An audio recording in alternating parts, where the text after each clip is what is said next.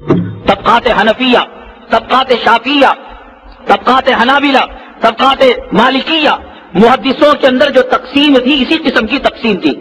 ایک تقسیم کوئی مائکا لال قیامت تک لے کر آئے کہ ان محدثوں کے طبقات میں طبقات اہل حدیث بھی کوئی ہے۔ پہلی بات یہ، اہل حدیث کا نام ہی اپنی جگہ پر غلط ہے۔ اللہ کے حبیب پاک آقائے دو عالم جناب محمد الرسول اللہ صلی اللہ علیہ وسلم نے کیا فرمایا؟ علیکم بسنتی، تم پر لازم ہے میری سنت پر چلنا۔ آپ نے یہ نہیں فرمایا علیکم بحدیثی کہ میری حدیث پر چل کر تمہارے حدیث بنو۔ حدیث اور چیز ہے میرے بھائی، سنت اور چیز ہے، ان دونوں میں زمین و آسمان کا فرق ہے۔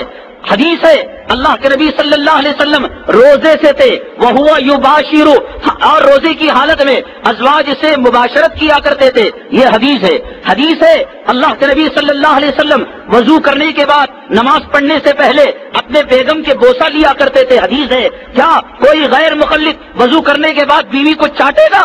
کیا کوئی غیر مقلد؟ اہل حدیث جب تو کہتا ہے کہ حدیث پر عمل ہے تو تیرے پاس کیا وجہ ہے کہ کسی حدیث کو یوں کہے اس پر میں عمل نہیں کرتا، اس پر عمل کرتا ہوں؟ جب تجھ جیسے کم وقت کو یہ اختیار ہے یہ کہنے کا کہ اس حدیث پر عمل ہو سکتا ہے، اس حدیث پر عمل نہیں، پھر کیوں اتھارٹی نہیں، پھر کیوں پاور نہیں سیدنا امام اعظم ابو حنیفہ رحمۃ اللہ علیہ کو؟ پھر کیوں اجتہاد کا حق نہیں ملے گا امام شافعی رحمۃ اللہ علیہ کو؟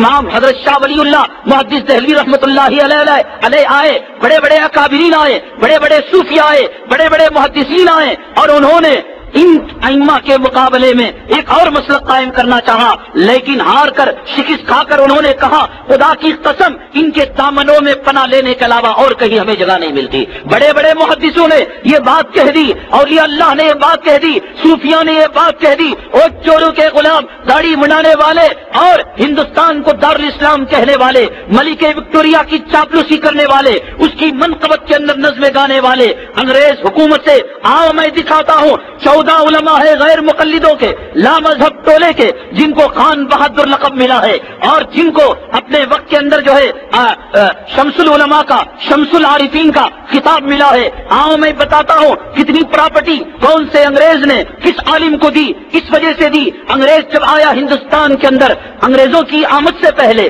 جتنے بھی بادشاہ ہندوستان کے اندر وہ تمام کے تمام بادشاہ حنفی تھے، اور ایک مزاج ہوتا ہے الناس علی دین ملوکہم کہ لوگ اپنے بادشاہوں کے طریقے پر ہوا کرتے ہیں، تو سارے ہندوستان کے لوگ حنفی تھے، سارے ہندوستان کے لوگ حنفیت پر عمل کرنے والے تھے۔ انگریز جب آئے تو انہوں نے مسلمانوں کے اندر کود ڈالنے کے لیے اس طبقے کو جنم دیا، اس طبقے کو وجود میں لایا۔ یہ طبقہ جب پیدا ہوا تو لوگ ان کو چھیڑا کرتے تھے، وہاں بھی کہہ کر چھیڑا کرتے تھے، ان کو برا لگا، انہوں نے باقاعدہ عدالت کے اندر ادھر عرضی دی اور درخواست دی کہ آئندہ سے ہمیں وہاں بھی نہ کہا جائے بلکہ اہل حدیث کہا جائے۔ اہل حدیث کا جو ٹائٹل ان کو ملا ہے نہ قرآن سے ملا ہے نہ حدیث سے ملا ہے بلکہ انگریزوں کی عدالت سے ملا ہے۔ قیامت کے دن ان کا فیصلہ اگر ہونا ہے، جائیں جہنم کے اندر انگریز چل رہا ہوگا، بھول رہا ہوگا، لہو پی رہا ہوگا اور پیٹ پی رہا ہوگا۔ جب دنیا میں تم نے انگریزوں کی تقلید کی، خداوند قدوس بھی کہے گا جاؤ جہنم کے اندر جا کر ان کا لہو پیو